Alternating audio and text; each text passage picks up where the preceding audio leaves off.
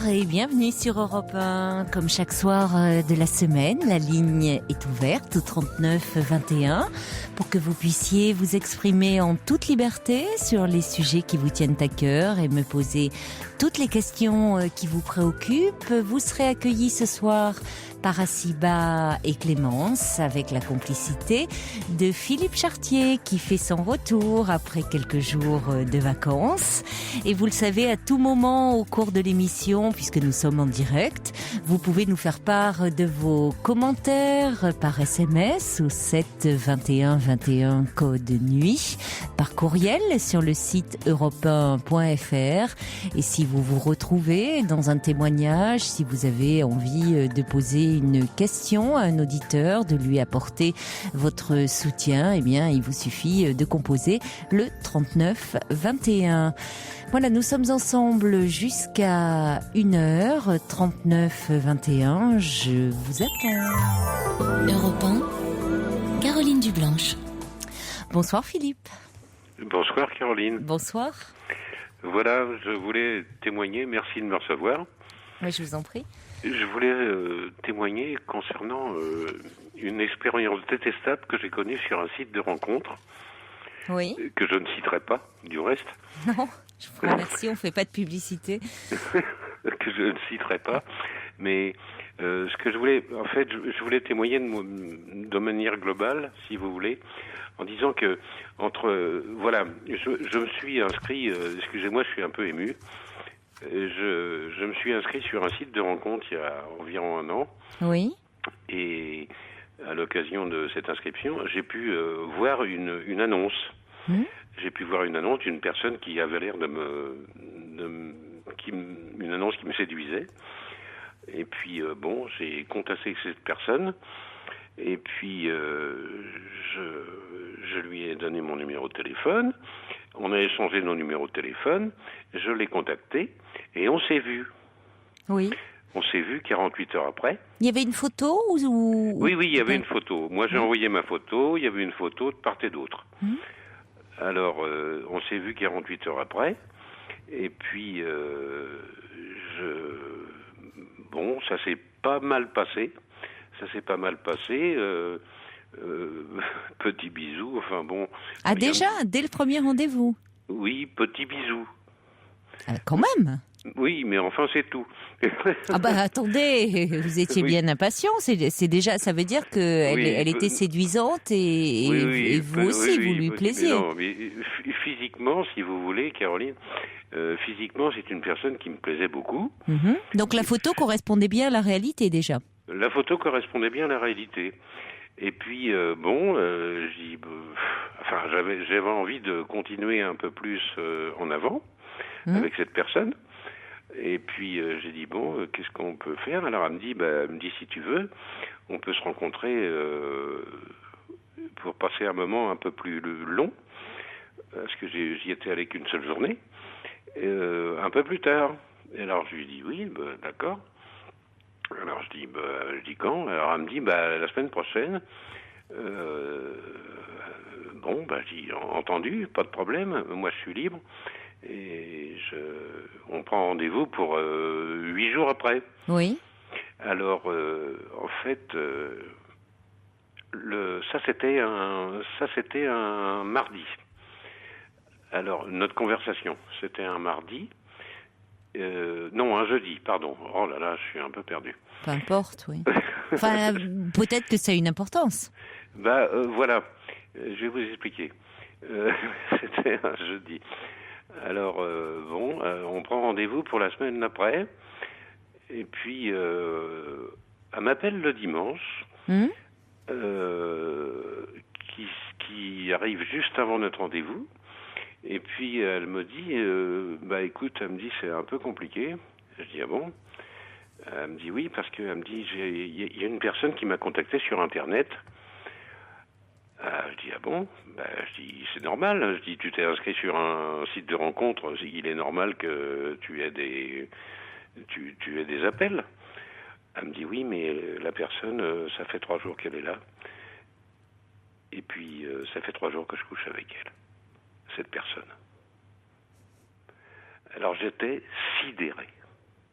sidéré. Ah oui. J'ai trouvé Elle n'a pas ça... perdu de temps, oui. Alors,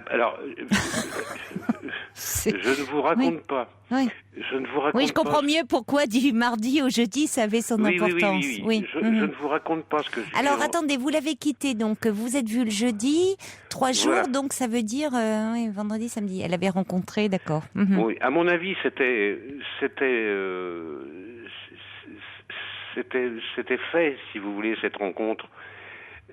Mais alors tout ça pour dire, si vous voulez, globalement, si je peux me faire bien entendre, Oui. que ces sites de rencontres vraiment, vraiment, alors. Elle vous est passée sous le nez, celle-là. Mais c'est pas qu'elle m'est passée sous le. Je ne sais pas. Non, si mais elle je m'est passée- comprends mieux pourquoi vous insistiez sur le petit bisou et moi qui vous disais vous êtes bien impatient et non, vous n'avez pas été assez rapide. Non, je suis désolée, ça Non, date mais d'il y a un an. Je vous taquine. Non, mais ce que je veux dire par là, oui. ce que je veux dire par là, si vous voulez, Caroline, c'est que je pense pas qu'il y a des personnes qui sont complètement honnêtes sur ces sites de rencontres. Oh, si, il y en a forcément. Mais je pense qu'il y en a 80% qui ne sont pas honnêtes. Oh, je sais pas, j'ai jamais été douée au niveau des chiffres, moi, mais. Oui, c'est bien. Ah oui, je vous ai entendu dire ça l'autre soir. Ah oui, non, je suis pas une femme de chiffres. Mais tout ça pour dire que maintenant je m'en fiche, parce que j'ai abandonné tout ça. J'ai abandonné tout ça et puis je referai ma vie autrement parce que j'ai besoin de la refaire. Mais je pense qu'il faut que les gens se méfient énormément parce qu'entre ce qui se passe sur les annonces et par rapport à la vie normale, il y a une très grande différence. Très grande différence. Alors les gens, ils comptent sur le fait qu'on ne sait pas ce qu'ils font, en fait. On ne sait pas bien ce qu'ils font et Ça vous a dégoûté? Vous vous êtes dit... je suis complètement dégoûté. Je suis complètement dégoûté et je suis triste. Mais dégoûté, finalement, au fond, vous lui plaisiez à cette femme et la réciproque était vraie. Peut-être que si vous vous étiez laissé aller à votre désir, tous deux, c'est peut-être vous qui auriez pu être chez elle. Oui, peut-être. Est-ce que je suis mal tombé? Mal tombé Est-ce que je suis mal tombé? Je ne sais pas. Peut-être c'est une question de moment, vous savez, parfois. Au fond, bon, elle vous a pas laissé espérer. Dans un sens, elle a été, elle était en recherche de quelqu'un. Elle s'est laissée porter par son désir. Vous lui plaisiez, mais vous n'aviez pas encore établi une relation. C'était une première rencontre. Donc, vous la trouviez séduisante, elle vous a trouvé séduisant, mais vous aviez dit, il était convenu de vous revoir dans 8 jours. Entre-temps, il y a un autre homme qui l'a contacté. Qu'est-ce qui s'est passé? Ça a peut-être été... Alors peut-être qu'il y a eu un désir plus fort, ils ont enchaîné sur quelque chose, enfin visiblement, puisqu'il était chez elle. Ils se sont laissés aller à leur désir. Ce qui est intéressant dans l'histoire que vous nous racontez, ça montre parfois, et notamment les femmes n'osent pas se laisser aller à leur désir lors d'une première rencontre, en se disant ça ne marchera pas. On ne sait jamais. D'ailleurs, parce que si on attend parfois d'être amoureux véritablement pour faire l'amour avec l'autre, on peut passer à côté d'une histoire, parfois. Ouais. Vous voyez, parfois, ça vaut le coup de... pour certaines personnes, même qui sont seules depuis un moment, qui sont célibataires depuis un moment... ça peut valoir le coup de se laisser porter par son désir, même si, en se disant, ça sera peut-être pas l'histoire de ma vie, mais j'aurais vécu quelque chose. Alors maintenant, pour vous, ça s'est passé comme ça, mais ce que je ne comprends pas, c'est pourquoi vous parlez de manque d'honnêteté, parce que je comprends votre déception. Parce que si vous voulez, mais je pense qu'il y a... Elle vous l'a dit en même temps. Oui, parce que rien ne le laissait présager. Rien ne laissait présager.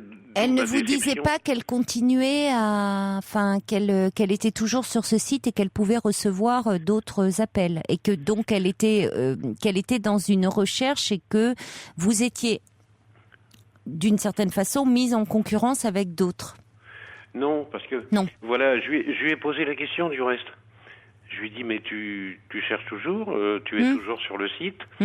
Alors elle me disait, oui, j'y suis, mais elle me dit, tu sais, je m'en fiche, nanani, nanana, enfin bon. Oui. Bon, bah si. Alors j'étais un petit peu quelque part rassuré. Oui. J'étais un petit peu rassuré. Je dis bon, j'étais content, j'étais rassuré. Je disais bon, bah, je suis peut-être dans le bon coup. Enfin, dans le bon coup, si on peut. Enfin, si on peut. Si c'est on votre peut inconscient qui ainsi. parle. J'étais oui. dans la bonne. Oui, oui. Oui, j'ai compris. Bon. Je me suis mal exprimé. Et pas de bol, c'était pas le bon coup. Alors, j'étais... Non, mais en fait, mon sentiment, c'est une grande déception. Bah oui, mais ça je comprends. Mais pour autant, je pense pas. Elle a pas. Je pense que, en l'occurrence, elle a pas joué forcément avec vous. C'est-à-dire que il faut le savoir. Il y a des règles, il y a des codes. Enfin, je vous en parle. Oui. Moi qui qui ne suis jamais allée sur un site de rencontre, mais pour en entendre parler, donc il y a des codes et forcément on est un peu mis en compétition, c'est vrai. C'est-à-dire que dans cette, il faut savoir que, alors ça veut pas dire forcément qu'il faut se précipiter parce qu'il faut le sentir, mais c'est pas non plus, ça serait pas très délicat de vous dire bah oui là je te vois et puis l'heure d'après ou je sais pas ce soir je vois quelqu'un d'autre. Enfin, je pense qu'il est certain qu'on prend des risques. On prend des risques, oui, mais on prend toujours des risques, vous savez, dans la vie, dans une rencontre. On prend plus de risques, à mon avis, sur des sites de rencontres que de rencontrer quelqu'un dans le supermarché.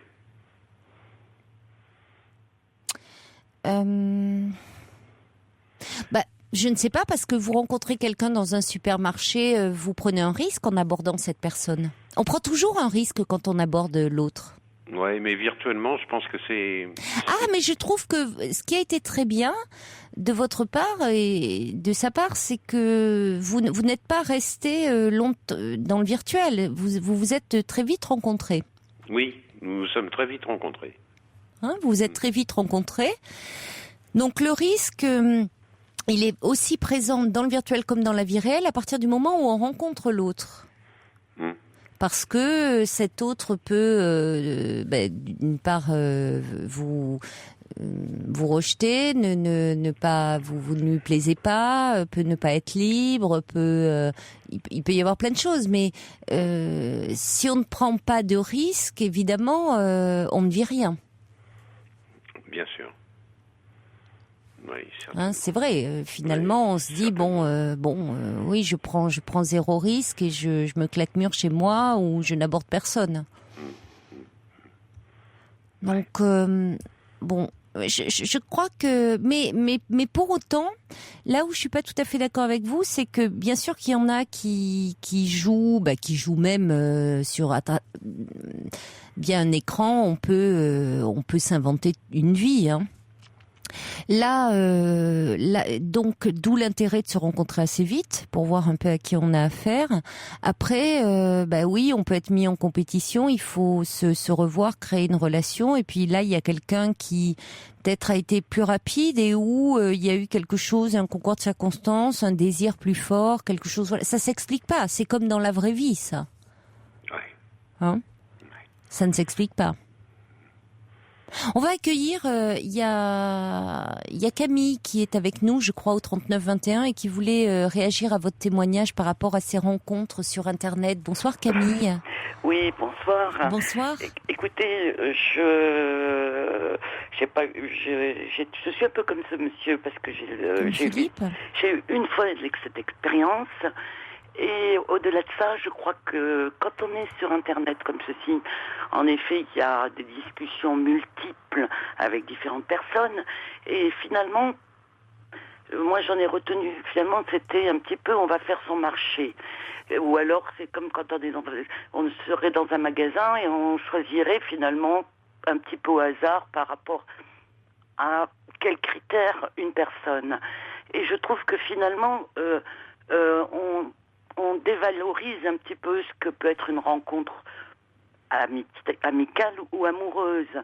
Et prendre un risque, autant en effet, par exemple, au détour d'un supermarché, en effet, on peut, sous le ton d'une plaisanterie, aborder quelqu'un. Là, il y a un risque.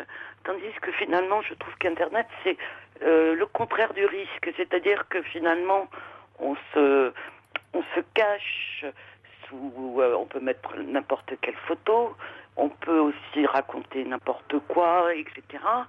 Et je pense que ça peut faire beaucoup de mal. Et je pense que c'est quand même très étonnant et moi j'étais même très étonnée au départ parce que je sais pas, j'ai 50 ans et j'avais quand même des petits jeunes de 25-30 ans qui... Alors je disais, mais je pourrais être votre maman. Et vous mettiez votre âge, Camille? J'avais mis mon âge, oui, tout à fait, en toute simplicité. Et donc, voilà, et je pense que cette femme qui finalement a choisi le second, et peut-être elle avait déjà rencontré 3 jours avant quelqu'un d'autre. Donc, je trouve que... Et puis, ça n'a peut-être pas duré avec celui pendant 3 jours avec qui elle était. Donc, c'est un petit peu... en plus. Une dévalorisation, enfin, sans pourtant, je veux pas être non plus réac, parce que c'est vrai que on peut se voir, on peut avoir une petite aventure, et puis après tout, c'est vrai que ça fait du bien. Ça fait du bien aussi de pouvoir sentir que l'on puisse plaire à quelqu'un, etc., en ayant en effet le risque que ça dure pas trop. Ben oui. Mais je pense quand même que il faut se dire que c'est quand même assez limité quand même comme domaine. Si on veut vraiment construire, avoir envie de connaître quelqu'un, maintenant il existe d'autres styles de rencontres qui me semblent plus intéressants. Je serais bien intéressé. Alors écoutez, moi je sais qu'on m'en a parlé, mais je ne sais pas, des sites où par contre, par exemple, où on vous propose d'aller faire une randonnée ou de faire une activité commune. Et ça, je pense que sur Internet, vous devez on m'en a parlé, mais ça me semble plus intéressant. C'est-à-dire que c'est des groupes de 10 personnes qui décident d'aller faire une marche un dimanche, des trucs comme ça. Donc oui, ça permet... qui ont un centre d'intérêt déjà commun, Exactement. donc qui sont liés par quelque chose et ça permet déjà d'échanger. Le but, c'est pas la rencontre. Intéressés par des activités communes. Exactement. Et ça se fait de plus en plus et ça me semble beaucoup plus intéressant parce que déjà passer une journée, marcher, regarder, voir ou faire une visite de musée ou d'aller... oui, voilà. bien sûr. Et ça, écoutez, je pourrais me renseigner, puis en ces cas-là, je mettrai ça sur le site de Caroline, parce qu'on m'en a parlé, mais je ne pourrais pas vous le dire comme ça. Mais je vais me renseigner, puis je mettrai un petit mot. Avec plaisir, Camille. D'accord. Voilà, parce que ça me semble plus... Oui, tout dépend ce que l'on recherche, effectivement. Peut-être que vous n'aviez pas la même, au fond, la même quête avec cette femme. C'est possible. Voilà. C'est possible, mais j'en ai peut-être pas complètement conscience. Qu'est-ce que vous recherchez au juste, d'ailleurs, Philippe ? Une relation durable. Une relation durable. Une relation durable parce que j'ai passé l'âge des relations d'un soir et puis j'en ai pas envie du reste. Et puis je recherche une relation durable et puis c'est ma quête, si vous voulez. D'accord. C'est ma quête et puis c'est mon désir profond. Alors il y a Ninon par rapport aux rencontres sur Internet qui dit que l'investissement est moindre parce qu'il y a la gratuité, contrairement aux annonces dans un journal et en agence, d'où beaucoup de déchets, dit Ninon. Et puis Anita dit le fait de rester inscrit sur ces sites implique la recherche d'aventures sans approfondissement.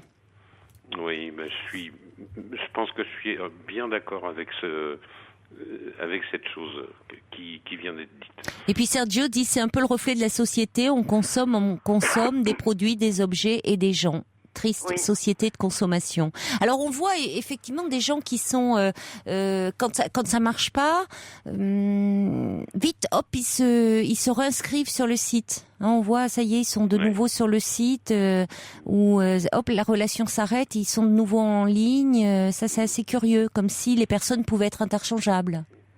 Ça fait très consommation. Néanmoins, il y a des personnes qui se sont rencontrées par ce biais-là, parce que c'est aussi un moyen aujourd'hui. Oui, je comprends. Ça peut être, je crois que il y a de tout, c'est-à-dire, il y a aussi, on peut le considérer comme autrefois il y avait le chasseur français qui existe toujours. Bon, aujourd'hui, voilà, il peut y avoir Internet et on trouve de tout. On va marquer une petite pause. Merci Camille en tout cas de vous. Et puis vous pouvez le mettre effectivement sur le site. Voilà, aussi. et de toute façon ce sont des sites gratuits. Il n'y a pas du tout, il n'y a pas besoin de payer quoi que ce soit. C'est des gens qui proposent uniquement des activités communes. Voilà. Merci beaucoup Camille. De rien. Ne raccrochez pas Philippe, on marque une courte page de pub et on accueillera Jean-Luc juste après. Restez en ligne, à tout de suite.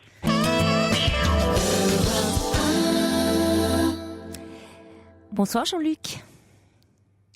Alors juste un petit SMS pour dire que je suis inscrite sur un site et que je me qualifie de tout à fait loyale. Je parle pas de moi, c'est une auditrice qui envoie ce SMS et c'est pas signé. Voilà, mais bon, ça existe.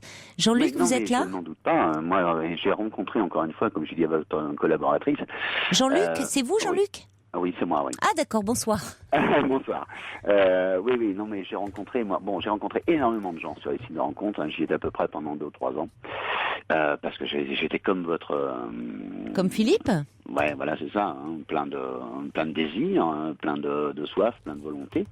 Mais finalement, avec le recul, finalement, avec le recul, c'était peut-être plus pour combler une solitude, parce que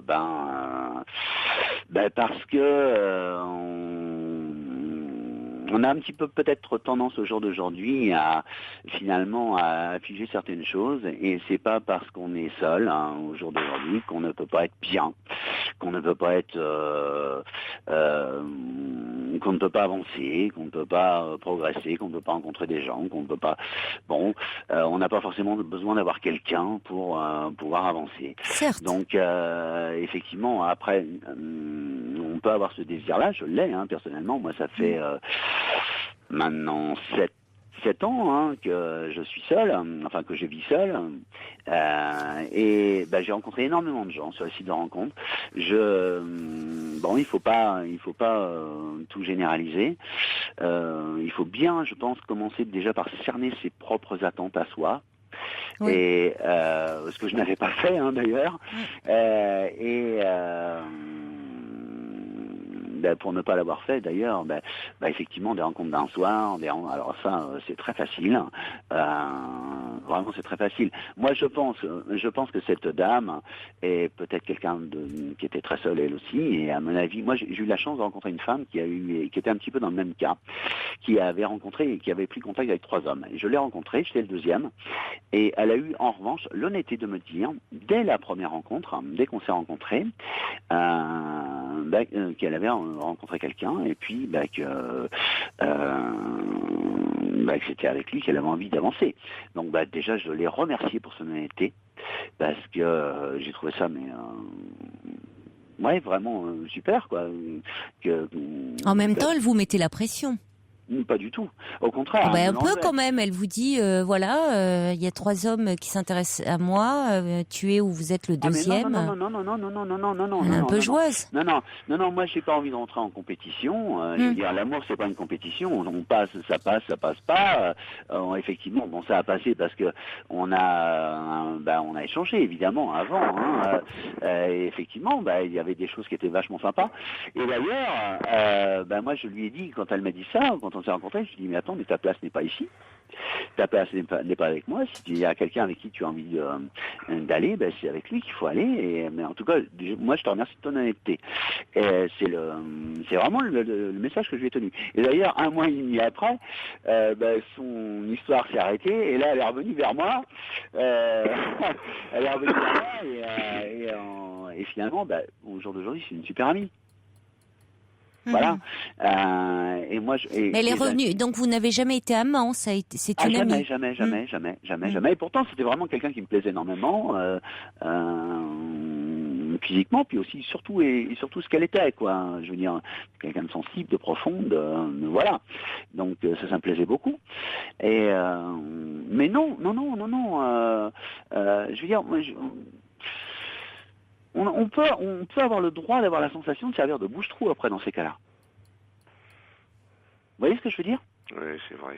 Je crois que c'est tout à fait vrai. Et ça non, il faut pas. Je veux dire, il faut pas. On peut. Et en revanche, c'est resté une amie. Et moi, sur Internet, les sites de rencontres, finalement, je prends le bon parce qu'il y a toujours du bon quelque part. Et le bon, c'est des amitiés. Mais j'ai noué notamment deux très fortes amitiés avec des femmes, une avec qui on est un petit peu amis amants, mais on sait très bien que rien ne se fera jamais. Mais non, si quand même. Mais au moins c'est honnête, quoi. Je veux dire, au moins c'est honnête. Et puis et ça fait 3 ans qu'on se connaît. Vous trouvez un peu de tout. Il y en a une, c'est votre amie. Il y en a une, c'est un peu ami amant. Mais on trouve de tout. Et des histoires d'un soir, je peux vous dire qu'à on en trouve à l'appel. Ça, c'est pas un problème. C'est pas un problème. Moi, au jour d'aujourd'hui, d'ailleurs... Donc, il existe des femmes qui couchent le premier soir, vous confirmez, Jean-Luc? Oui. Ça existe. Non, parce que moi, à l'antenne, elles me disent toutes, oh non, pas le premier soir. Donc je ne dois pas les croire à l'antenne. Souvent, moi, celles que j'ai me disent non, pas le premier soir. Donc je ne dois pas les croire. Non. Écoute, je ne dois pas les croire. Hein. Ah mais non, mais je vous assure que moi j'étais 3 ans sur les sites de rencontres. Je vous assure que des femmes qui couchent le premier soir, ça existe. Ça manque pas. Bon. Voilà, ça c'est clair. Je suis désolé. Je le saurai. Non, mais je m'informe. Hein. Moi, au jour d'aujourd'hui, je me suis retiré, j'ai pensé à vous. Je vous écoutais hier soir, et quand vous disiez qu'on pouvait vivre dans sa tour d'ivoire, etc. Moi, effectivement, je m'y suis mis, quoi, parce que moi, maintenant, je vis dans la forêt, au milieu des castors, et puis voilà, j'ai mon feu de cheminée en face de moi là ce soir. Je vous écoute, et ma foi, je suis très loin d'être malheureux. Il y en avait un qui disait vivre dans la forêt, mais on l'a rattrapé depuis. Oui, mais moi, il n'y a pas encore eu de piège qui allait pour ça. Vous ne postez pas de lettres, vous, hein, vous êtes plus prudent. D'accord, non, mais qu'est-ce que vous faites? Vous vivez réellement dans la forêt? Ah oui, complètement, oui. Où ça? Moi, je vis dans la forêt, au bord de la rivière, parce que depuis tout petit, depuis enfant, j'ai compris que la rivière faisait partie de ma vie. Et donc, j'ai renoué un petit peu par rapport à mes ressources infantiles. Hein. Et finalement, c'est là que je me sens le mieux, parce que... Et Internet vous relie à la civilisation, alors? Oui, moi j'ai pas la sensation. Moi j'ai plus la sensation d'être lié à la vraie vie aujourd'hui que par Internet, parce que j'ai vraiment tout connu, quoi, par Internet. Enfin, mais les femmes acceptent de vous rejoindre comme ça pour une nuit dans la forêt? Mais c'est moi qui n'accepte pas forcément de les accepter. Ah oui, d'accord, c'est vous qui allez les rejoindre. Non, pas forcément, parce que je vais pas en rejoindre 50. Actuellement, j'ai une amie amant, voilà, c'est tout. D'accord. Mais puis ça en reste là. Ouais. Et c'est quelqu'un avec qui je sais très bien que, voilà, ça ne durera pas. Mais ça, je le sais. Bon. Et elle le sait. Au moins, j'étais honnête avec elle, et elle l'est avec moi aussi. Alors, je reçois un mail d'Annie qui dit les femmes qui cherchent un homme et réciproquement sur Internet courent le risque de tomber sur des obsédés sexuels. Elle le met aussi au féminin. J'en ai fait la triste expérience et je ne suis hélas pas la seule, alors méfiance. Oui. Alors, moi, il y a une chose, il y a quelque chose de très important dans ce que vous venez de dire. dans ce que vient de dire Ce que cette dit femme, Annie, oui. dans ce qu'elle vient de dire, et en fait, mais pratiquement tout est résumé. 95% des femmes sur Internet disent « moi je cherche un homme ». Ben moi je dis « je cherche pas un homme, je cherche l'amour ». Je cherche pas une femme, je cherche l'amour. Je viens de le dire. Et c'est pas pareil. Philippe, qu'est-ce que vous disiez? Je viens de le dire, je pense qu'il y a 85% des hommes qui mettent des annonces sur Internet qui cherchent vraiment l'amour. Mais je pense aussi, moi je suis d'accord avec vous. Qui cherchent vraiment l'amour. Voilà, mais je pense que c'est toute la dissonance, toute la différence en fait. Il y a 90% des annonces, et croyez-moi, les annonces, j'en ai passé quelques-unes, où les femmes disent, moi je cherche un homme. Moi déjà, c'est déjà pratiquement mort dès le départ. Quand une femme qui me dit je cherche un homme, c'est très facile de se trouver un homme. Je veux dire, les hommes seuls, il y en a plein. C'est très très très très facile. Seul ou marié, d'ailleurs. Oui, seul ou marié, absolument. Moi, je cherche pas une femme. Moi, je cherche l'amour. Alors, il y a la Tulipe Noire qui envoie un petit SMS en disant « Je me suis inscrite également sur ce genre de site, mais je me suis vite lassée. Une femme qui accepte de recevoir un homme si vite dans sa maison n'est pas fiable. » C'est par rapport à ce que vous disiez, Philippe. Enfin, c'est mon avis, dit la Tulipe Noire. Moi aussi, je suis fidèle et loyale et maintenant, je fais confiance au hasard. Bon courage, Philippe. Ouais, voilà, c'est ça. Et puis, il y a Francine qui nous écrit en disant « Mais si, Philippe, il y a beaucoup de personnes honnêtes sur ces sites de rencontres. J'ai rencontré ma compagne il y a maintenant 4 ans et demi. Nous sommes très heureux. J'ai 60 ans. L'essentiel, je crois, est qu'il ne faut pas oublier que ces relations via Internet sont virtuelles et permettent un premier contact. Ce qui est important quand on noue des relations de cette façon, c'est d'introduire rapidement des éléments de réalité et de prendre son temps.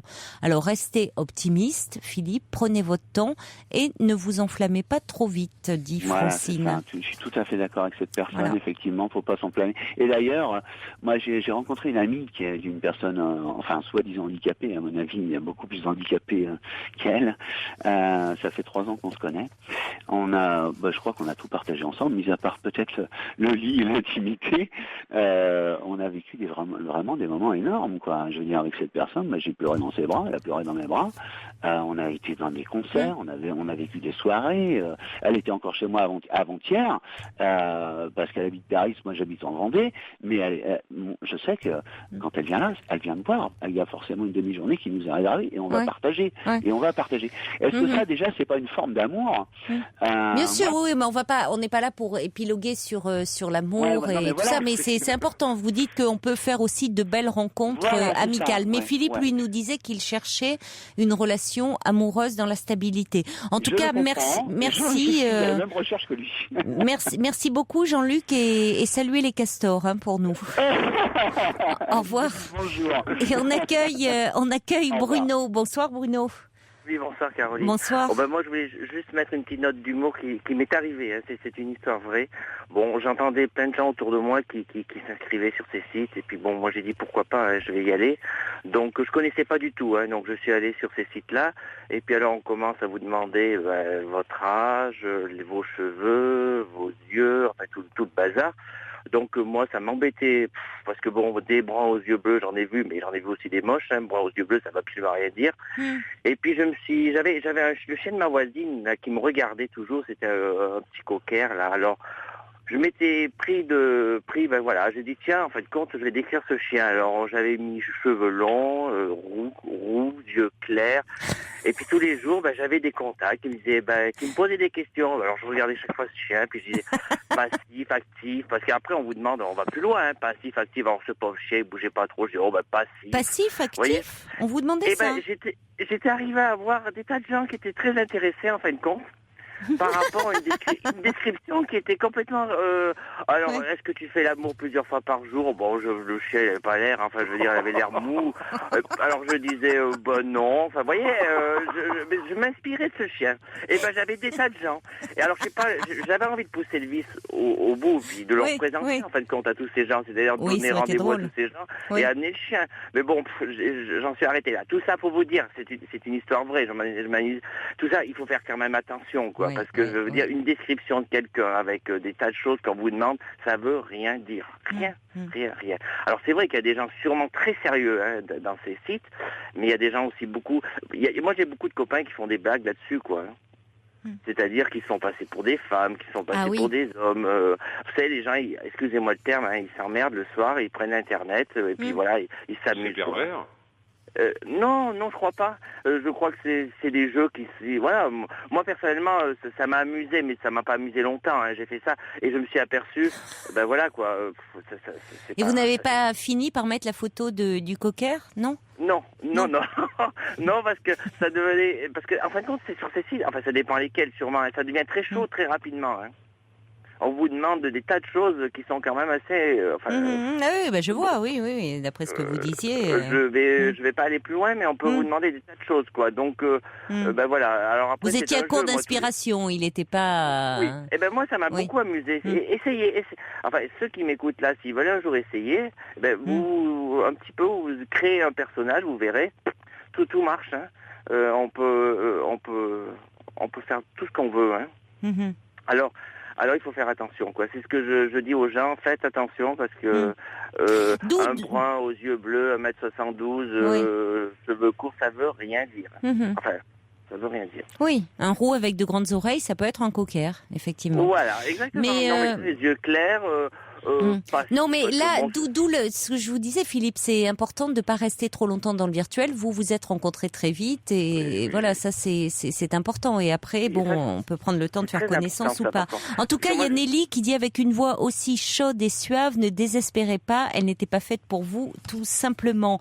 Il y a Mimi qui écrit, qui dit moi j'ai trouvé mon homme sur un site, j'en suis très heureuse, j'ai 48 ans et là j'ai retrouvé mes 20 ans. Et puis il y a François qui dit les sites de rencontres ressemblent à de grands catalogues, soit ils ont leur utilité pour des personnes qui se sont isolées du fait de leur parcours de vie. Un an sur un site après plus de 3 ans de solitude, au final beaucoup de rencontres, bonnes ou mauvaises, comme dans la vraie vie. Et enfin, l'homme que j'aime, avec lequel je vais vivre le mois prochain, nous dit Françoise. Donc ça arrive, il y a des possibilités, mais c'est vrai que peut-être que ça vaut le coup d'être un peu sélectif. Et puis il y a un facteur chance aussi, comme dans la vraie vie, je pense. Les propos des différents auditeurs sont de bonne aloi. Oui. Oui, je trouve. Je trouve qu'ils sont rassurants. Ça vous rassure? Oui, ça me rassure. Oui. Ça me rassure parce que je m'aperçois qu'il y a des gens qui sont rassurants et puis j'ai pas été le seul dans la même situation. Oui. Ça dédramatise un peu. Ça dédramatise. Voilà. Oui. Vous vous sentez moins échaudé peut-être, moins. Ça remet un peu les choses à leur place. Je vais me coucher un peu rassuré. Écoutez, tant mieux, Philippe, alors. Bon, et méfiez-vous des cockers qui peuvent se glisser comme ça sur la toile. Ça, j'ai compris. Voilà. Il y a Sergio qui me dit, mais j'ai rien compris, mais alors peut-être que votre petite Lily est sur un site de rencontre, qui sait? Elle surfe peut-être pendant que je suis à la radio. C'est possible. Elle a peut-être rencontré le cocker de Bruno. Je ne sais pas, elle me dit pas tout. Elle ne me dit pas tout. Un dernier petit mot, car il faut faire quand même attention à ces sites, parce que si vous faites une bonne rencontre, c'est vrai, ça peut arriver, mais au moindre accident, qu'est-ce que la personne va faire? Elle va reprendre Internet et rechercher quelqu'un derrière, quoi. On est un peu accro à ça aussi, Oui, forcément. Alors, il y a un message encore de Lou qui dit « J'ai rencontré mon mari sur Internet, nous avons 35 ans, cela fait 2 ans que nous sommes mariés, nous attendons un bébé. » Et oui, il y a aussi des gens sérieux et sincères sur Internet. Il y a le Trubillon qui me dit « Vous cachez bien votre jeu, Caroline, vous avez à moitié vendu la mèche ce soir. C'est bien sur un site de rencontre que vous avez fait la connaissance de Georges, n'est-ce pas ?» Bon, écoutez, vous avez deviné, qu'est-ce que vous voulez que je vous dise? Oui, c'est là qu'on s'est connus, Georges et moi, mais bon, vous voyez, c'est comme ça. Bon, et maintenant on communique par SMS le soir. Et puis Didier qui dit, écoutez, alors là franchement, Jean-Luc qui nous disait, les rencontres d'un soir sur Internet, il y en a, en veux-tu, en voilà. Alors je voudrais bien voir ça. Je suis sur, le fameux site, on n'en parle pas, mais tout le monde voit celui auquel on fait référence depuis quelques mois. Je vous assure que les femmes couchant le premier soir, ça n'existe pas, sinon dans les fantasmes de ces messieurs. Alors Didier, lui, il est mal parce que lui, il n'arrive pas à en trouver des femmes qui couchent le premier soir. Donc là, il a pas le pot. Il est dépité, Didier. Oui, il dit alors franchement, il y en a, c'est tout bénef, et lui, il voudrait bien en trouver, il n'en trouve pas. Oui, la vie est injuste parfois. Et puis il y a Marie qui dit, bien sûr que ça existe des femmes qui couchent le premier soir. Moi à 60 ans ça m'est arrivé une seule fois, l'amour était au rendez-vous, c'était une évidence, nous dit Marie. Bon, Ninon a beaucoup aimé votre histoire de petit cocker, mon cher Bruno. Non mais essayez. Non, on va pas encourager. L'histoire du cocker est adorable. Prenez un chat, prenez n'importe quoi. Non, j'aime trop les animaux. Je ne voudrais pas qu'ils tombent entre les mains de zoophiles quand même. On ne sait pas. Vous savez, il y a de tout. Oh mon Dieu. Prenez pas de vache parce que si vous dites que vous faites 300 kilos, ça va passer mal sur Internet. Mais comme vous dites. Bon, enfin en tout cas, l'essentiel, mon cher Philippe, c'est que vous soyez rassuré. Oui, je suis rassuré. Un peu rassuré. Et puis. J'aurais bien voulu essayer de laisser mon numéro de téléphone. Oui, pour dialoguer avec différentes personnes s'ils le souhaitent. Écoutez, vous pouvez laisser votre numéro. Ne raccrochez pas à ce moment-là et Asiba va vous reprendre en ligne hors antenne. Laissez plutôt un numéro de portable. D'accord. D'accord ? Ok. Voilà, merci en tout cas de votre appel et merci beaucoup à Camille, Jean-Luc et Bruno d'être intervenus. Au revoir. Et merci pour votre accueil. On en redemande, on aimerait l'entendre tous les soirs, cette chanson de Benjamin Biolay.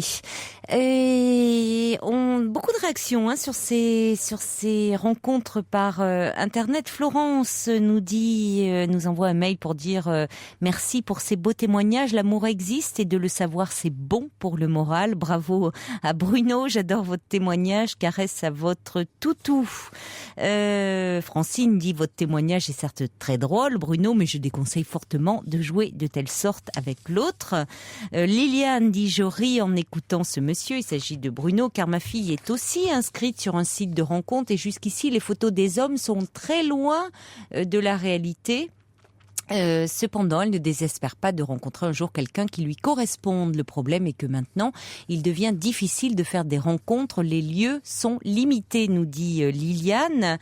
Et Gabrielle, elle nous dit, il y a 4 ans, j'ai rencontré mon ami sur un site de rencontre. Je lui ai donné mon numéro de téléphone quand il m'a contacté, comme je l'avais fait, pour entendre rapidement la voix des hommes de ce site. Nous cherchions une relation sérieuse tous les deux.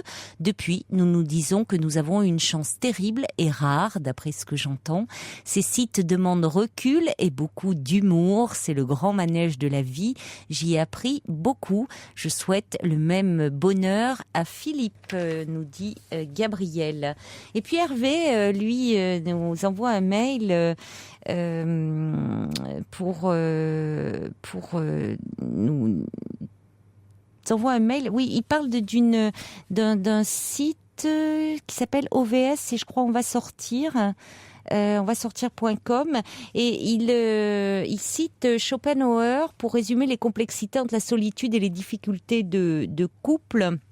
Où Schopenhauer, donc je cite là le maître d'Hervé qui dit: l'hiver, les porcs-épics sont ballottés entre deux souffrances, ou bien ils restent éloignés les uns des autres et ils souffrent du froid, ou bien ils se serrent les uns contre les autres pour se tenir chaud, mais alors leur piquant s'enfonce dans leur chair, ils cherchent alors une situation intermédiaire acceptable entre la solitude glacée et la proximité mordante.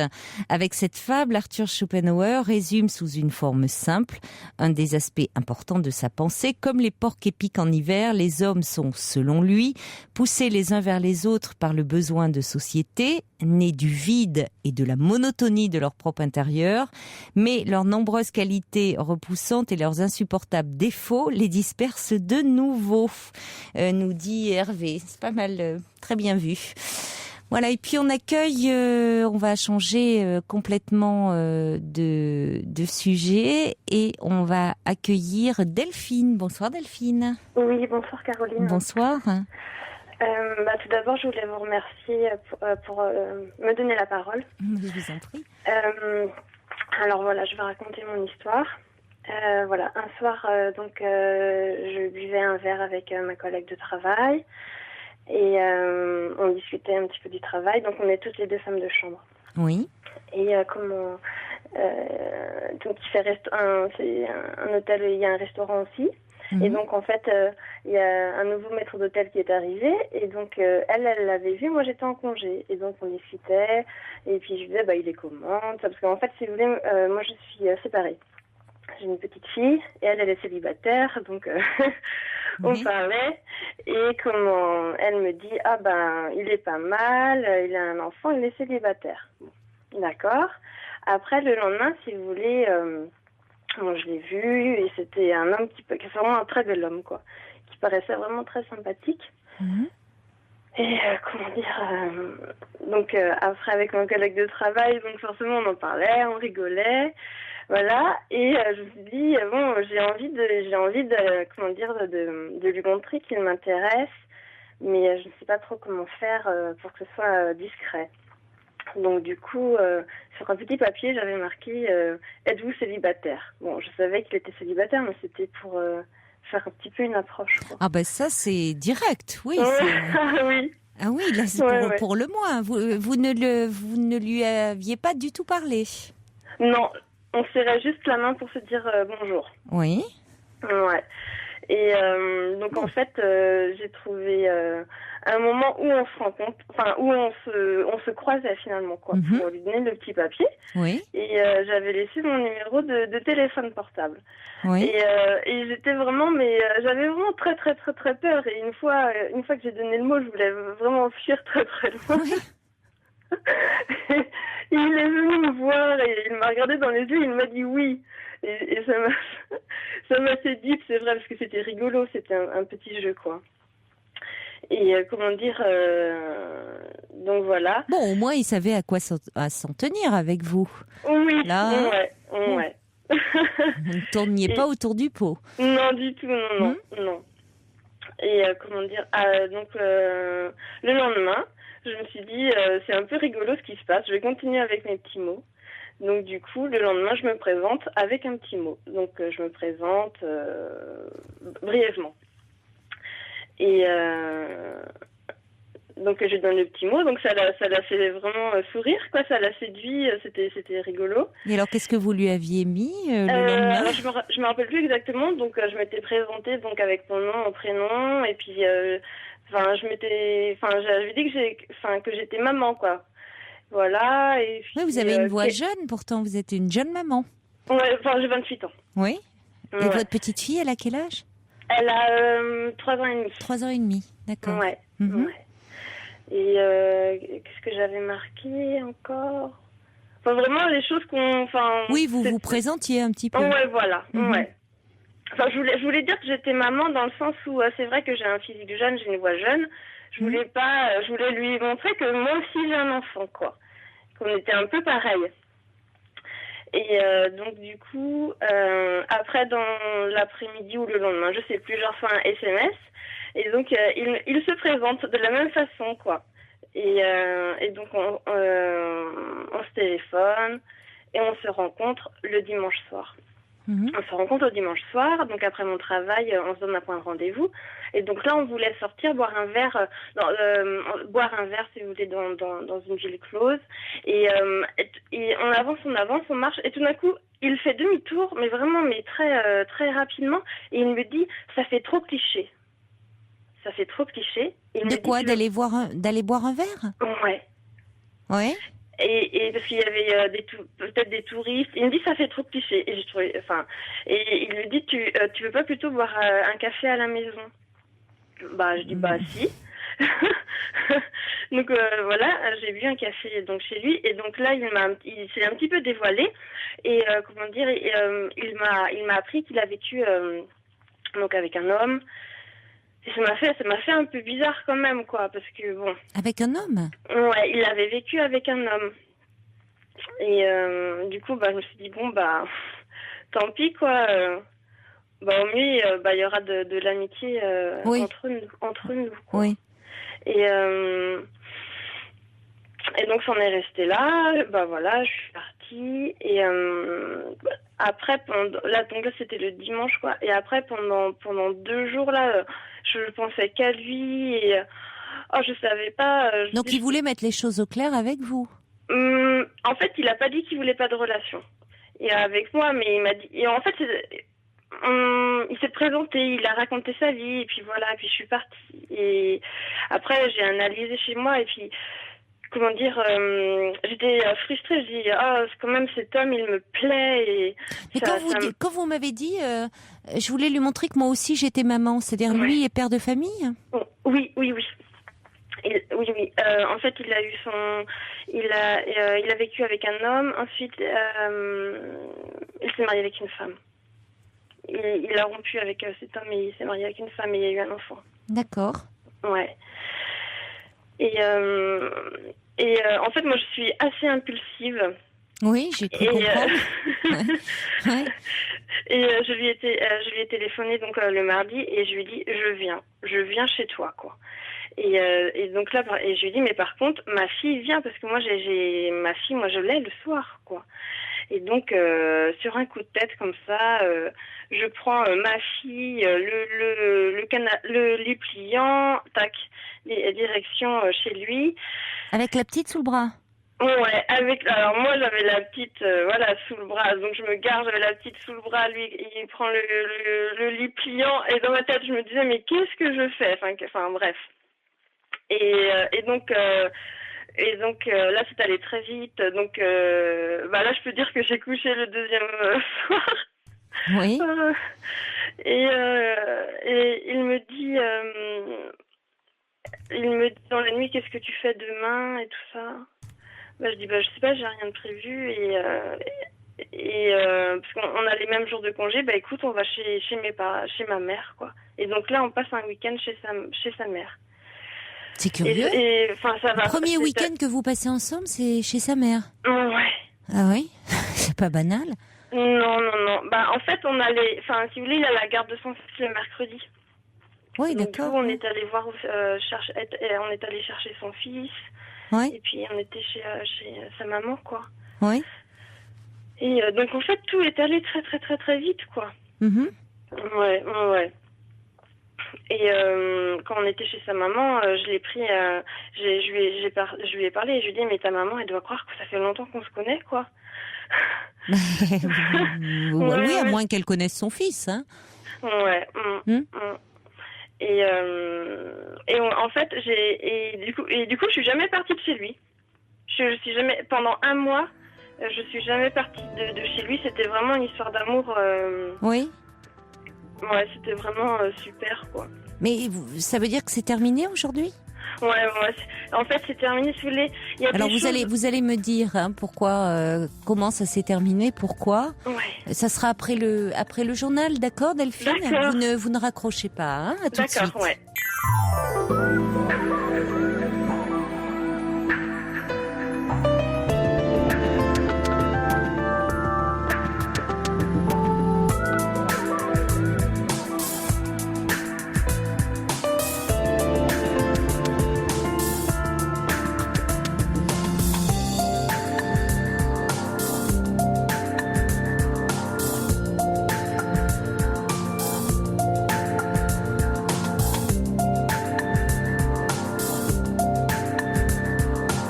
Nous sommes ensemble et en direct, bien sûr, jusqu'à 1h. La ligne est ouverte au 39 21. Vous êtes bien sur Europe 1 et vous pouvez réagir à tout moment, apporter vos réflexions, vos commentaires par courriel sur le site europe1.fr, par SMS au 7 21 21 code de nuit. Beaucoup d'auditrices qui souhaitent entrer en contact avec Philippe, le premier intervenant qui nous parlait de sa déception par rapport aux rencontres sur Internet. À celle qui m'a envoyé un SMS pour avoir les coordonnées de téléphone de Philippe, sachez que nous prenons vos coordonnées et nous les communiquons directement à Philippe. C'est comme ça que nous fonctionnons. Donc, soit vous appelez le 39 21 en laissant votre prénom, votre numéro de téléphone et votre âge, et nous transmettrons à Philippe, ou vous envoyez un SMS au 7 21 21 code nuit avec votre numéro de téléphone, un prénom et votre âge pour qu'on puisse donner quand même quelques indications à Philippe. Voilà. Et puis, qu'est-ce que nous allons retrouver tout de suite Delphine. Alors Delphine, vous avez 28 ans, vous êtes femme de chambre, vous avez rencontré il y a un mois un maître d'hôtel qui était nouvellement nommé dans l'hôtel où vous travaillez. Et vous avez eu un coup de cœur pour lui, si bien que vous vous êtes lancé, vous lui avez écrit un petit mot lui demandant s'il était célibataire, puis un autre dans lequel vous vous êtes présenté. Vous avez pris un verre ensemble chez lui, vous avez passé la deuxième nuit chez lui et avec lui. Et cette relation a duré un mois et elle s'est arrêtée. Alors pour quelle raison ? En fait, moi j'étais vraiment très amoureuse. C'était vraiment comme dans un rêve. Et après, c'était vraiment le cauchemar. En fait, le soir quand lui il travaillait, donc moi j'étais chez lui avec ma fille. Et donc au bout de 3 semaines, je balayais sa maison et au bout de 3 semaines, je trouve un très très très long cheveu noir. Bon. Je trouvais ça bizarre parce que ça faisait 3 semaines que j'étais chez lui et tout d'un coup je trouve un très long cheveu noir. Donc en fait j'ai eu le cœur qui a explosé. Je dis c'est quoi et je me suis calmée. Je me suis dit il faut pas que je m'énerve. Je vais lui en parler. Et donc le soir je lui dis j'ai quelque chose d'un ton assez grave. Je dis j'ai quelque chose à te dire. Voilà, depuis que je suis chez toi, je balaye tous les soirs chez toi. Et là il me dit pourquoi tu trouves que je balaye pas assez? Je dis non, c'est pas ça. J'ai trouvé C'est de la déformation professionnelle. J'ai trouvé un très long cheveu. Et c'est pas le mien, c'est vraiment pas le mien. Et il me dit ah mais oui, mais c'est avant qu'on se rencontre. Il balaye pas très souvent alors. Alors j'ai trouvé ça bizarre quand même. Un mois avant, oui. Ouais, parce que moi je le faisais tous les soirs. Donc j'ai trouvé ça un peu bizarre. Bref. J'ai laissé couler. Et un jour, je le sentais assez distant. Et il avait laissé son ordinateur accessible. Et j'ai lu ce qu'il avait marqué sur son Facebook. Et il avait marqué « Je me sens vraiment pas du tout à ma place. Et où est ma vie de citoyen du monde ?» Et ça, je me suis dit, mais qu'est-ce qu'il me fait Qu'est-ce que c'est que cette histoire déjà? Oui. Ouais, qu'est-ce qu'il me fait? Et si vous voulez, moi, j'ai été vexée. Parce que, en fait, moi, j'étais la personne avec qui il vit. On passe comment dire? Vous viviez ensemble? Ouais, oui. On travaille ensemble. Le mercredi, on était tous les 4, donc moi, lui, nos 2 enfants respectifs. On vivait beaucoup de choses, on partageait beaucoup de choses. Et j'étais jalouse. Je me suis dit comment ça se fait que des personnes, amies sur Facebook, sachent son état d'âme du jour et que moi, il m'en a pas fait part. Et ça m'a vraiment... Oui, en même temps, c'est tellement vague. Je suis pas à ma place, citoyen du monde, ça veut rien dire. Hein. Ouais. Je vois pas... Oui, pense... c'est tellement évasif. Ouais. Enfin bon. Et je pense avoir une petite idée là-dessus. En fait, on travaille dans du haut de gamme. Et, oui, j'ai cru comprendre, oui. Ouais, et je pense que, il a certains scrupules, mais qui sont pas du tout. Moi, j'arrive pas à comprendre ça. Du moment qu'on subvient à ses besoins, à sa famille, je trouve ça honorable, si vous voulez. On peut pas tous faire de l'humanitaire pour être citoyen du monde, vous comprenez. Je pense que c'est un peu ça, sa logique, en fait, à lui, quoi. Et après, donc, je lui ai dit que, que j'avais pas trop apprécié, que je suis allée fouiller dans son ordinateur, quoi. Et que j'avais pas trop apprécié, que qu'il m'en fasse pas part et tout ça, que moi je suis la dernière au courant quand il va pas bien, quoi. Et donc je lui ai parlé aussi de cette bague qu'il porte tout le temps au doigt, et donc cette bague-là, c'était la bague que lui avait offert son ami masculin avant, il y a une dizaine d'années, quoi. Et moi, je comprenais pas pourquoi il portait encore cette bague-là alors qu'il était avec moi. Et donc là, il a cassé tout de suite, quoi. Il a cassé tout de suite, et puis et ça s'est vraiment très mal terminé, parce que après, donc en fait, moi j'essayais toujours de reprendre une relation avec lui, puis il me disait non, il me disait qu'il fréquentait une femme et tout ça. Et si vous voulez, moi, j'ai profité en fait un peu, les voisins me connaissaient, et un jour, j'ai sonné à l'appartement, j'ai dit c'est la voisine, comme ça j'ai pu rentrer dans le hall d'immeuble, en fait. Mais si vous voulez, on n'était plus ensemble, quoi. C'est les voisins qui m'ont ouvert. Oui. Et donc moi je l'attendais devant sa porte, et donc il s'est ramené avec cette jeune fille qu'il fréquentait. Et donc là, en fait, moi ça a été plus fort que moi, donc j'ai parlé à cette fille, je lui ai dit, vous savez que donc je vais pas dire son prénom, mais bon, ce garçon-là, voulait construire quelque chose avec moi, quoi. Vraiment de quelque chose de très sérieux et tout ça. Et donc cette jeune fille est partie. Elle est partie, elle a pris peur, elle se dit dans quoi je suis tombée. Voilà. Et donc après, moi je voulais avoir des explications, parce que j'ai tellement rêvé avec cette... Mais oui, mais trop. Ouais, énormément trop. Delphine, parce que tout a été trop vite. L'histoire s'est terminée, je dirais même avant même qu'elle ait commencé. Ouais. Alors pour vous, oui, elle avait commencé, mais vous vous rendez compte, en un mois de temps, c'est déjà terminé. Ouais. C'est-à-dire avant même au fond, de connaître vraiment qui était cette personne. Vous avez rêvé, c'est le mot.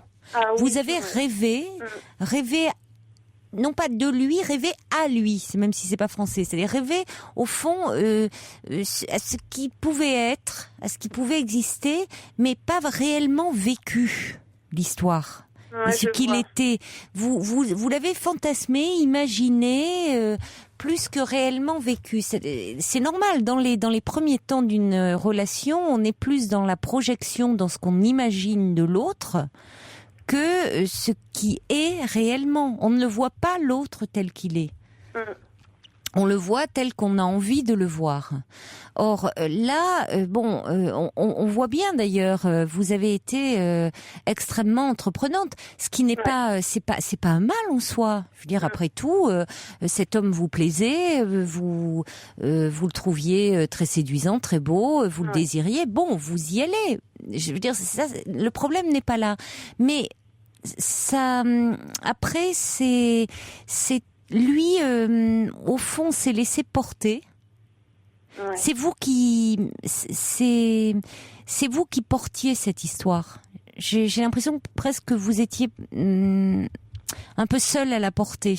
Je sais pas enfin, évidemment, c'est vous qui m'en parlez, hein. Je l'entends pas lui en parler. Mais, il a pas forcément eu le temps, lui, d'exister, d'investir. Et vous avez rêvé à une grande histoire, là où pour lui, ça a pu être une jolie rencontre, une jolie aventure. Oui. Parce que aller aussi vite, c'est pas tant le fait de vous être laissé porter par votre désir, d'avoir fait l'amour très vite avec lui, parce que on peut rencontrer quelqu'un, se laisser encore une fois submerger par son désir, faire l'amour rapidement avec cette personne, et que et que le sentiment après naisse et que ça débouche sur une belle histoire. Mais lui, déjà, dans son désir, il est un peu flottant, hein, j'ai envie de dire. Il vous dit, il a quel âge, ce garçon ? 34. 34.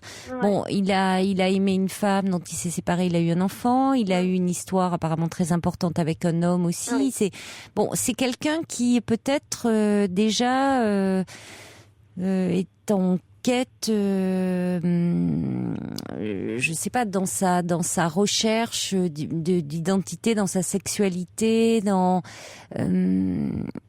je ne sais pas, puisque moi je le connais pas, mais ce que j'entends de vous, c'est qu'il y a eu une espèce de précipitation, c'est-à-dire qu'après, comme vous me disiez, il y avait vous le voyiez beaucoup déjà au travail, après vous étiez chez lui, tout d'un coup ce mois a été très plein, on a l'impression que toute votre vie tournait autour de lui.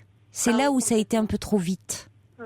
Parce que vous auriez pu le rencontrer, mais continuer à quand même mener votre vie à vous. Et après, prendre le temps réellement de vous connaître. Or, cette rencontre vous a bouleversé à un point tel qu'il était devenu presque le centre de votre vie. Oui, c'est vrai. Et pour lui, ça n'a pas été, semble-t-il, le cas. C'est-à-dire que lui, et ce qui a fait que vous êtes devenue très exigeante. Au point d'aller espionner son ordinateur, d'aller vous trouver un cheveu, qu'est-ce que c'est que ce cheveu, la bague, pourquoi tu portes cette bague. Bon, il a eu une réaction. Après tout, dire, oh là là, cette fille, si au bout d'un mois, elle me fait déjà des scènes et qu'au fond, elle est là à exiger, il taille la route, hein, il prend le large. Ce qu'on peut comprendre. Parce que, après tout, vous n'avez aucun droit sur lui. Oui. Si on regarde bien, c'est pas parce que vous avez fait l'amour avec lui que vous êtes en droit d'exiger, même qu'il retire cette bague. Après tout, même s'il n'aime plus, s'il n'a plus de sentiments amoureux pour cet homme, peut-être que cette bague, vous avez raison, c'est un lien qu'il conserve. Mais de là à faire une scène et à lui presque demander, parce qu'il vous a rencontré, qu'il enlève cette bague, non. C'est être intrusif par rapport à sa vie. Enfin, c'est vrai que j'ai du mal à comprendre, c'est vrai. Quand vous me le dites comme ça, j'ai du mal, quoi. Pour la bague, c'est vrai, je sais pas. Non, mais je comprends que ça vous... Mais voyez, on peut pas, au bout de si peu de temps, exiger de l'autre qu'il renonce à des choses qui, pour lui, ont une importance. Peut-être qu'il l'aurait fait au bout d'un certain temps. C'est ce qu'il m'a dit.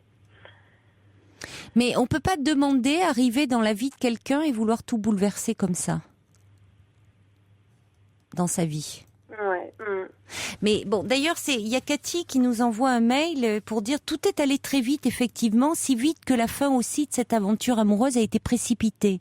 Prenons notre temps avant de nous engager sur des pulsions difficiles à contrôler. Elle dit entre parenthèses, si jeunesse savait, freinons pour mieux accélérer un peu plus tard. Modeste conseil d'une dame de 72 ans qui comprend parfaitement la fougue de la jeunesse, ajoute Cathy. Et alors Sergio demande par SMS comment ça se passe au boulot à l'heure actuelle, parce que vous vous croisez chaque jour. En fait, moi je suis embauchée, lui il n'a pas été embauché, il est parti. Tant mieux pour vous. Il est parti, Mais c'était vraiment, pour moi c'était un cauchemar, c'était vraiment très dur. Oui, tant mieux pour... De voir sur des contractions, tout ça, c'est... Oui, tant mieux pour vous qu'il ne soit pas resté. Oui, je pense, Non, c'était vraiment très dur. Il y a Jean-Marie qui dit plaisir d'amour ne dure qu'un moment. Vous cherchez le vrai amour, continuez, patience.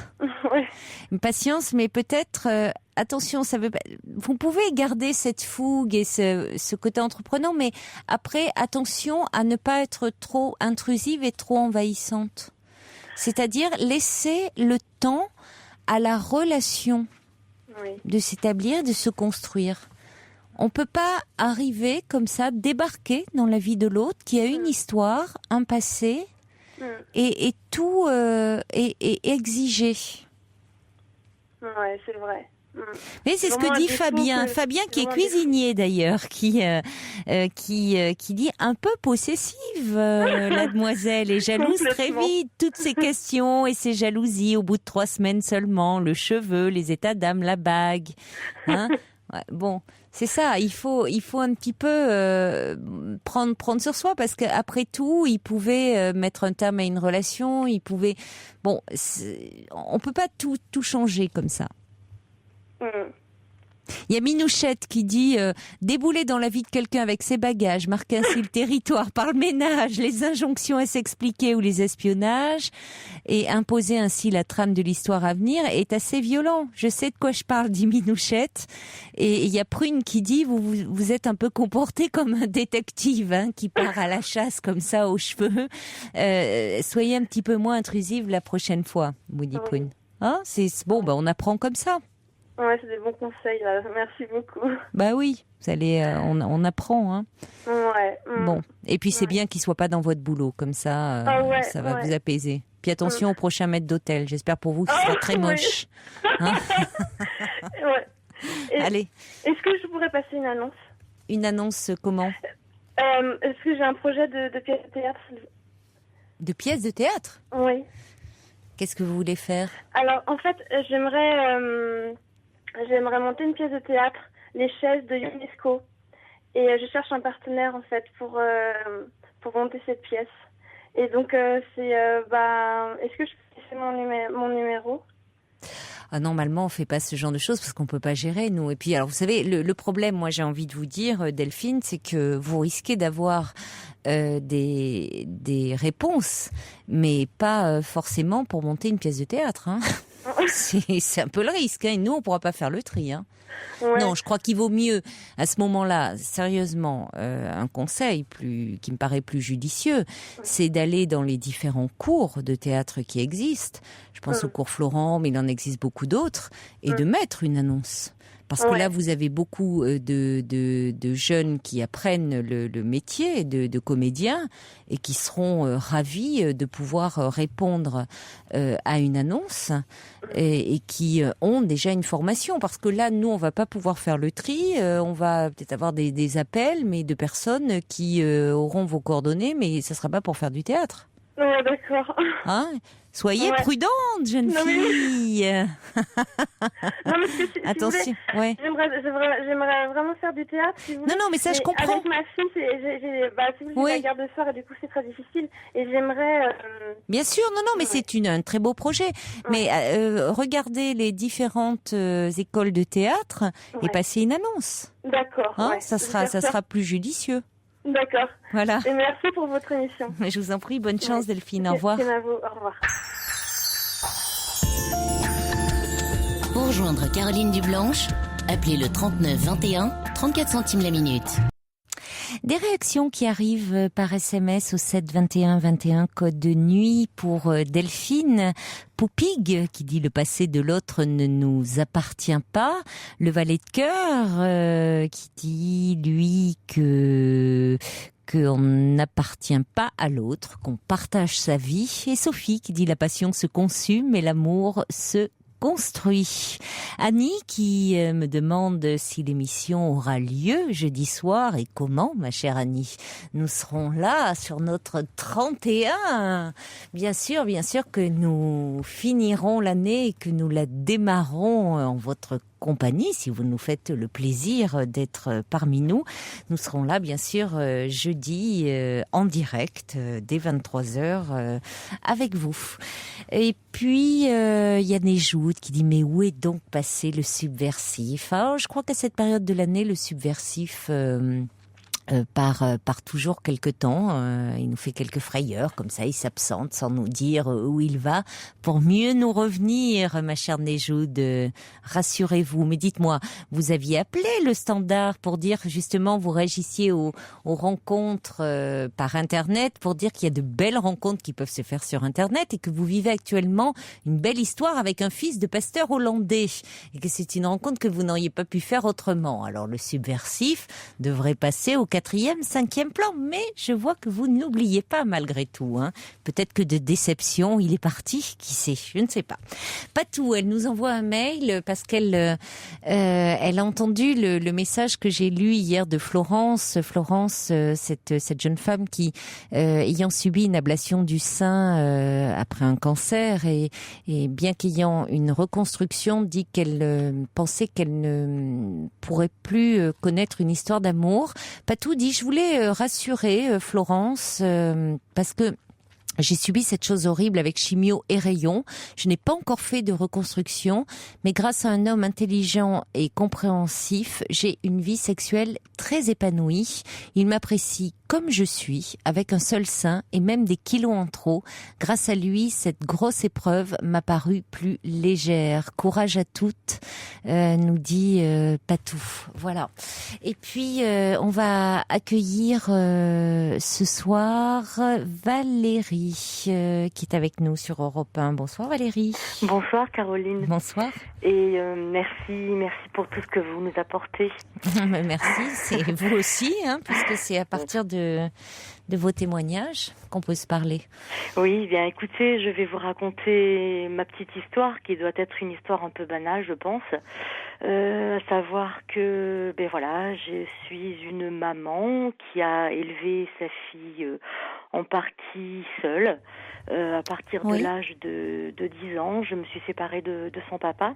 Oui. Et je l'ai élevée toute seule. Et suite à ma séparation, j'ai eu quelques petites aventures qui n'ont pas abouti et qui m'ont fait un peu la délaisser. J'ai eu l'impression de l'avoir un petit peu délaissée. Ça n'a pas duré longtemps, ça a duré une petite année à peu près.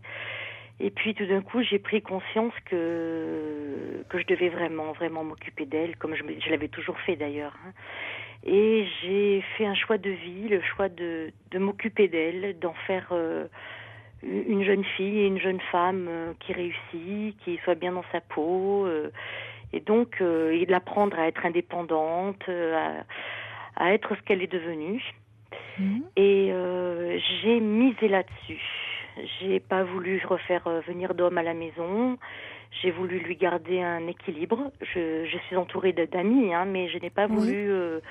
J'ai voulu me consacrer à elle, à miser sur elle en fait. Et donc elle a fait des études et elle est restée à la maison très longtemps. Et à l'automne, elle a réussi ses examens et elle est partie.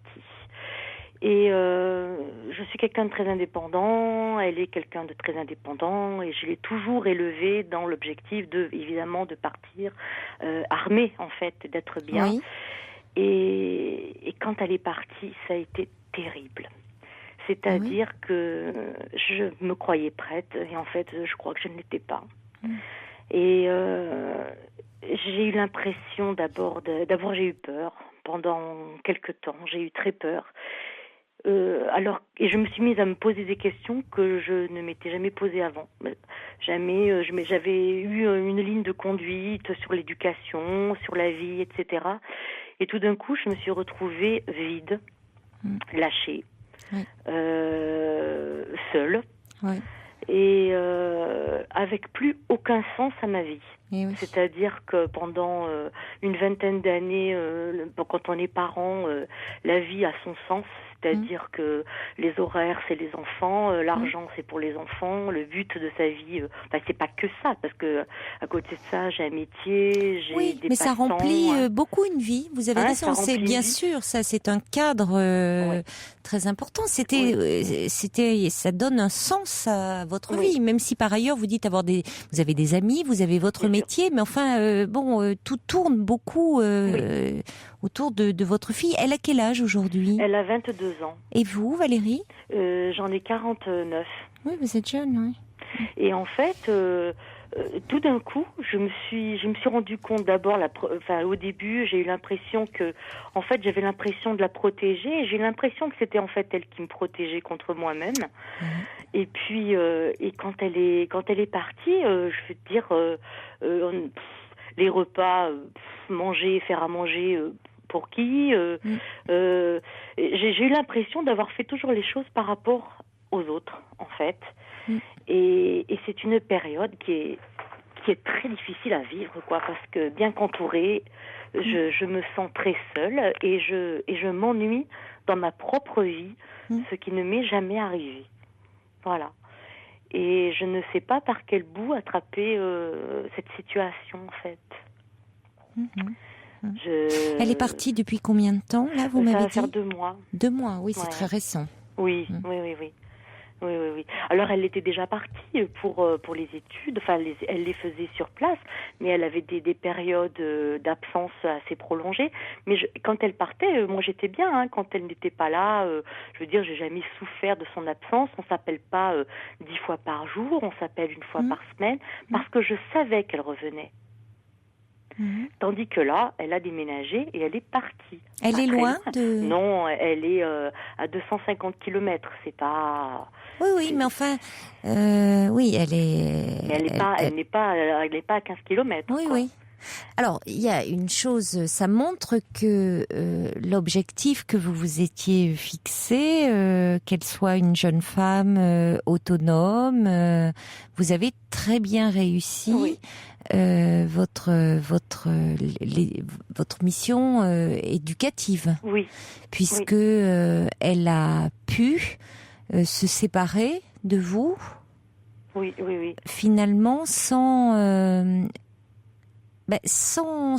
trop de culpabilité, c'est-à-dire il y a des, c'est parfois compliqué pour l'enfant, je parle de l'enfant devenu grand, hein, de laisser son parent, quand le parent, père ou mère, l'élève seul, de se séparer de lui, parce qu'il peut sentir, l'enfant sent bien que, comme vous le dites très très justement, hein, vous avez beaucoup de lucidité, hein, par rapport à vous-même, et il y a une grande justesse dans l'analyse que vous faites de vous, de la relation que vous avez avec elle, où vous dites vous pensiez au fond la protéger, mais elle aussi vous protégez.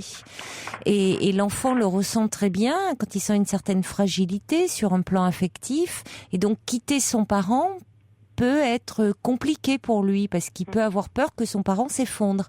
Donc vous lui avez donné, vous l'avez suffisamment armée pour qu'elle puisse s'émanciper, vous quitter sans trop d'angoisse. Oui, je pense que de ce côté-là, ça se... Donc vous avez réussi ça. Oui, je pense que ça se passe bien au pour moins, elle. Déjà. Et puis quand elle est revenue, quand elle revient, je lui montre pas l'image de... Bon, elle sait très bien que ça a été très douloureux. Hein. Oui, mais on n'est jamais tout à fait prêt. Voilà, je fais face devant elle, devant les amis, devant la famille, je fais face. Mais intérieurement, je suis un peu dévastée. Et c'est la première fois parce que en fait, je suis quelqu'un d'assez solide. Et là, j'ai l'impression de marcher sur de l'eau. Et c'est très troublant parce que je ne me reconnais pas et je m'ennuie. Et c'est la première fois de ma vie que je m'ennuie. Que je vois des amis, je sors. Quand je suis avec eux, je suis très bien. Et quand je rentre chez moi, je m'ennuie. J'ai un ennui profond, une solitude profonde en fait. Et oui, mais parce que toute elle remplissait une grande partie de votre vie, toute cette dimension affective qui finalement compensait le fait que votre vie de femme, vous l'avez délaissée. Oui, complètement. Donc vous trouvez de l'échange, du partage, de la tendresse, de l'affection avec vos amis, mais ça n'est pas du tout quand même de la même nature que la relation que vous pourriez avoir avec un homme. Exactement. Alors cette relation affective, tendre, vous l'aviez avec votre fille, donc ça compensait, parce que j'imagine que vous avez une relation assez gratifiante avec elle. Oui. Oui, Voilà. oui. Donc vous marchez un peu sur, non pas sur vos deux jambes, mais sur une jambe là. Complètement. C'est-à-dire qu'il y a, c'était la mère, voilà, vous aviez investi la maternité, mais tout ce qui est du domaine de la féminité, vous l'aviez laissé en sommeil. Oui, Non oui. pas que vous délaissez, je ne parle pas de votre apparence, pas que vous occupez pas de vous, ça ne veut pas dire que vous n'êtes pas féminine, mais sur le plan de votre vie de femme. Oui, tout à fait. Je me retrouve en fait, bon, je vais pas dire au point de départ, mais là, je me retrouve femme. C'est-à-dire que voilà, les gens que je vais rencontrer maintenant, ma fille étant loin, je suis une femme, je suis pas la mère d'eux. Voilà. Et ça me fait un peu peur aussi. Et oui, bien sûr. Parce que j'ai un peu perdu l'habitude. C'est ça. En fait. Vous vous sentez presque vulnérable quand vous dites marcher sur l'eau. Enfin, c'est pas un élément. Ah oui. Tout à fait. Je vous dis, c'est des questions que je ne me suis jamais posées. C'est le côté violent de la chose. Il peut arriver des miracles en même temps, hein. Finalement aussi. Oui. oui, je ne désespère pas. Ben non, vous savez, bon. Mais je crois que je ne sais plus faire. Ah mais ça, on n'est pas nombreux à savoir faire, hein. Il y en a qu'un qui l'a fait, hein. Donc bon, et peut-être marcher dans ses pas, on ne sait pas, hein, Valérie. Ouais. Mais ça me met très mal à l'aise en fait, et bon, je pense que beaucoup de personnes ont vécu ça aussi, je pense. Mais comme je reçois un SMS à l'instant qui dit c'est le syndrome du nid vide. Même les mamans en couple ressentent. Alors c'est vrai que c'est effectivement, on l'appelle comme ça, le syndrome du nid vide, et que souvent ce sont plus les mères qui le ressentent, et même quand elles sont en couple. Cet auditeur ou cette auditrice a raison. Oui. Bon, simplement, il y a quand même le couple. Mais parfois, le couple conjugal a du plomb dans l'aile, hein, parce qu'il y avait plus que le couple parental qui existait. Oui. Donc, quand les enfants s'en vont, le couple conjugal, parfois, se découvre que il a plus grand-chose à dire, ou il faut renouer comme ça avec cette intimité. Bon, là, c'est d'autant plus compliqué que c'est renouer avec vous-même, avec votre féminité. C'est-à-dire que vous vous retrouvez face à vous-même. Donc ce sentiment de vie, d'ailleurs c'est intéressant quand vous dites que lorsque vous êtes autorisé à avoir des aventures, vous avez eu l'impression de la délaisser. Pourquoi ? Oui. En fait, l'expérience que j'ai vécue avec son père, c'était pas pour moi la bonne personne en fait. Et c'est quelqu'un avec lequel je partageais pas grand-chose. Donc quand je me suis séparée, ça a été un grand soulagement. Et c'est vrai que comme beaucoup dans beaucoup de séparations, après, quand on a vécu une situation difficile, on s'amuse un petit peu. Et j'avoue que pendant un an et demi, je me suis amusée. Et j'ai l'impression de ne pas savoir en fait partager les choses, d'être assez entière. Et pour moi, c'est ou tout ou rien. Enfin, ou tout. Je sais pas partager en fait. J'investis beaucoup sur quelque chose et j'ai eu l'impression, c'est une impression, hein, parce que je me suis toujours, je me suis après occupée de ma fille de toute façon seule, hein, parce que son papa était un peu défaillant. Ah oui. Donc j'ai assumé tout pendant 12 ans complètement seule. Hein. Et mais c'est vrai que pendant un an et demi, j'étais secondée.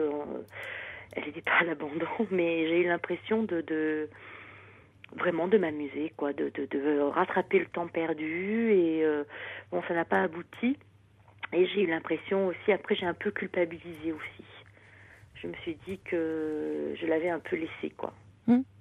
Mais moi, j'ai envie de dire que c'est un sentiment que vous avez ressenti, certainement lié à de la culpabilité, que votre petite fille, à ce moment-là, n'a pas forcément vécu comme telle, parce que si vous vous êtes amusé, comme vous dites, on sent en vous quelqu'un de très responsable. Finalement, le fait que vous soyez amusé, vous deviez à ce moment-là être bien, être heureuse, et trouver un certain plaisir personnel. Et ça devait aussi transparaître dans la relation, dans les moments que vous aviez avec votre fille. Oui, je pense. Vaut mieux une maman qui, à l'extérieur, peut s'amuser. S'amuser, ça veut pas dire être complètement après inconséquente dans les... Oui. Vous voyez, on peut s'amuser, avoir des moments de plaisir, de bien-être, de joie. et être tout à fait responsable quand vous étiez avec elle. Oui, oui, oui. Qu'une maman qui est perdue dans des pensées dépressives. Hein. Oui, oui. Bon. En fait, je lui ai jamais donné cette image-là parce que j'ai une vie très équilibrée, je suis très entourée, j'ai beaucoup d'amis, je pratique pas mal d'art, on a voyagé, on a fait des choses, hein, je veux dire. Mais je suis quelqu'un qui arrive à avoir un moi profond et puis à faire face devant les autres en toutes circonstances. Je suis un peu la personne ressource. Mais la personne ressource, elle a besoin de se ressourcer en fait. Et qui est un peu, comme dit Prune, éliminer les hommes. Non. Non. Non. J'ai deux vies en fait. J'ai eu ma vie de mère et l'image de mère que je lui ai donnée avec des exigences. Et puis mais c'est intéressant ce clivage que vous faites. Oui. Et ça, il y a peut-être des choses liées à votre propre histoire d'enfant. Oui. Comme s'il y avait quelque chose d'un peu incompatible. Il y a la vie de mère, la vie de femme, et que les deux ne pouvaient pas se rejoindre. Je pense. Oui. Je pense. Ouais. Ça, il y a certainement quelque chose lié à votre histoire. Oui. Je vous propose, on va passer un peu de musique, Valérie, parce que j'ai encore un peu de musique à passer, pour tout vous dire. Et on va accueillir Agnès après, qui a envie de réagir à votre témoignage, d'accord ? Restez en ligne, à tout de suite. Toutes vos confidences à Caroline Dublanche au 39 21. 39 21. 34 centimes la minute. Très belle nuit à vous, faites de jolis rêves. Et à demain, bien sûr. Il est maintenant 1h, vous écoutez Europe 1.